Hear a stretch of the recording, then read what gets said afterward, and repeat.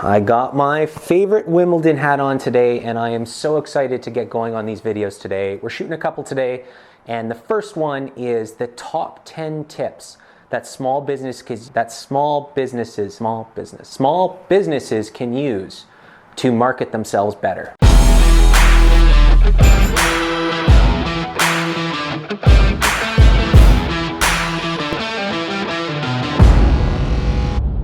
Hi guys, my name is VanderMeer, and I build digital marketing tips and marketing tip videos right here on YouTube. I am trying to create and correct every single day. So hitting that subscribe button lets me know that you got value from this video, and commenting below lets me know that you're offering me back value to help me keep improving. I am going to try to go through these tips pretty quickly. I think that 10 tips is a lot in one video, a lot to try to take in.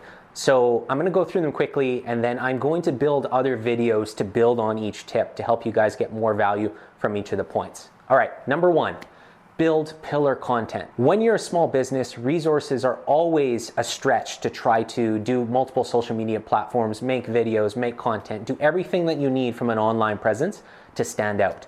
So in order to maximize those resources, make pillar content, make videos that are 30 minutes long. What that's going to allow you to do is chop them up into smaller pieces and use those pieces on different platforms. That takes me into tip number 2. Once you build that pillar content and you're able to put it on different platforms, realize that the plan and the goal of that content is always going to cater to the platforms that you want to focus on.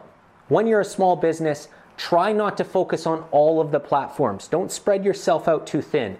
Try to focus on the one platform where you want to make native content for. Build that pillar content for that specific platform, where your audience is, where your customers are, where your niche is.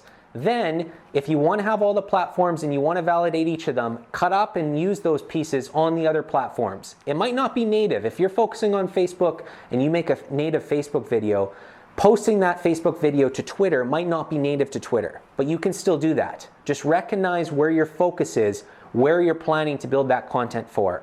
It's virtually impossible to build content that is native to every platform or pillar content that works everywhere. So focus, remember which your platform is, and use your resources to maximize your touch points and your reach out on that specific platform. Man, I said platform a lot there. I'm gonna watch that. The next is post consistently. Tip 3, post consistently. The reason I say that is all social media platforms are built around an algorithm that either upranks or deranks your page based on what you're performing and how many of your followers are engaging with your content. There's a couple other factors that I'll talk about in other videos, but when you're posting, tell your audience when you're going to be posting and do it consistently. For example, if you say you're going to post twice a week, then go out and post twice a week. Post on Tuesday, post on Friday. If you're specifying the days, post on those days and don't miss.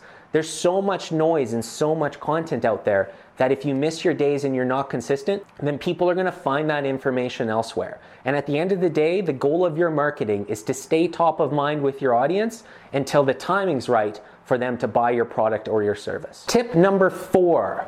This is one that I'm really passionate about because it's something that's really noticeable online right now, and that is to be authentic. It doesn't matter what business you're doing. Recognize that everything you put out isn't going to be perfect. But what matters is that you're authentic to your product, to your brand, to your personal brand, whatever you're trying to market. So be yourself. Talk about your products in the most authentic way. Talk about how you make the products. Talk about how people can use your products. Using that in a non-selling environment is going to offer that value back to your audience, and they are not going to see that you're faking it. Talk about your story, and talk about your story in the most authentic light that you can. Tip number 5, learn from your competitors. This is a question I get asked all of the time. People will ask me, should I be liking my competitors' stuff? Should I follow them? What should I do? And the answer is absolutely. Go out and be part of the community within your niche. Recognize that if you post something, it doesn't mean that they can't post it. If they post something, it doesn't mean that you can't cater it to your authenticity and post it related to your brand. There is no barriers to entry to social media. It is your job to go out there and make content authentic to you and put it out there. What everyone else does, you can't control. So be involved in the community, watch what your competitors are doing. It can give you an idea of what your audience and what your niche is looking for. Then make a ton of content, creating and correcting to make that content better and better every single week. Tip number 6, I think we're on 6, right? Be involved in the community. I kind of talked about it in the competitor tip, but be involved in the community means that you're following groups related to your service, your product. You're getting involved in the real community, getting out to networking events, talking about your product and about your service.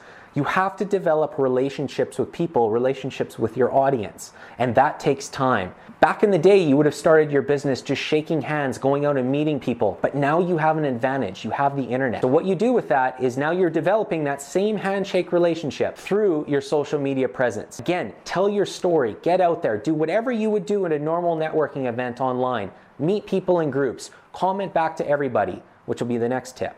Talk to everybody. They're going to be your true followers, your true believers. They're going to be the base of your audience that's going to take your business to the next level. Which comes to tip number 7, comment back to everybody. When you are starting out and building an audience, it's really important that you engage with that audience constantly. You're giving value back to the audience because you expect value to come from them with the engagement, with being involved with the community. It's a give and take relationship going back and forth. Recognize that every single person that comments on your page needs to get a response back. This might be the biggest mistake we see small businesses make is they put out all this content, they start getting some engagement, and then they don't answer back. They don't give any of that value back to their audience, and then they wonder why the audience disappears.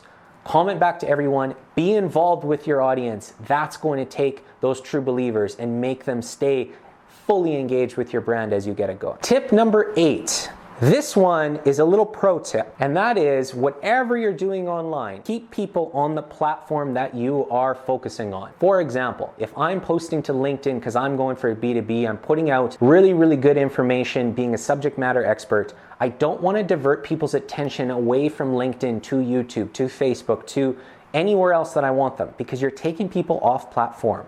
And all social media sites, if we look at their algorithms from a common sense aspect, they all want to keep people on platform. They want to be able to retarget and put their ads to that audience. So when you take them away, you're starting to make your content not get the full organic reach that you're looking for. Focus on keeping people on that specific platform. It's going to make a huge difference and get your posts and that effort and resources you put in to them to go further. Number 9, we're getting into kind of that philosophy stuff now. And number 9 is set the right ROI goals. A lot of small businesses are putting money into social media and thinking they're going to get a direct ROI back without developing a relationship with that audience. So the right ROI goals when you're getting going is looking at things like how long people are watching my content, how much percentage of my audience is engaging with each post. When you're looking at this stuff, you're looking at how much that audience cares about your brand so that they come back to you and you're top of mind when the timing's right for them to buy that product. It's not necessarily going to be a direct, I put money into social media, money comes back. You are building an audience, you are branding, and at the same time, that brand is going to pay off with conversions, with people coming to you. It's not necessarily going to come directly to you through that social media platform. However, in the end, it's going to be the audience that you build that builds your business into the future. Just like if you're going to go out, shake hands and network, build up your network to come back to your business, you're doing the same thing through online. And lastly, if you guys watch any of my YouTube videos, you know I talk about this a lot. Don't sell in your content. Sell more by selling less. Salesy content, that kind of spammy content that you all skip through when you're scrolling through your feeds, your audience is skipping over it as well. So if you have a call to action, if you have a conversion, if you are selling in every single piece of content you put out, your content's getting skipped over faster and faster. Your audience is finding their value, their information elsewhere. So put out a lot of value. We like to look at a 9-to-1 cycle of subconscious, which is that non-selling, really valuable content out, to then a 1 inbound touch point where you're putting out someone to come to events. You're putting out still value, but maybe you have that call to action in there where people are coming in, you're offering a sale, whatever that might be. Use the subconscious inbound cycle, at least a 9-to-1 ratio, and create and correct that ratio until you find that perfect balance of where your audience is fully engaged and those true believers take your brand to the next level. That's it for this episode, guys. Thank you very much for watching all 10 tips. I'm going to be building more videos about these tips on my channel. Once again, hit that subscribe button if you are looking to take your business to the next level and market better. I promise you won't regret it. That's all for now, guys.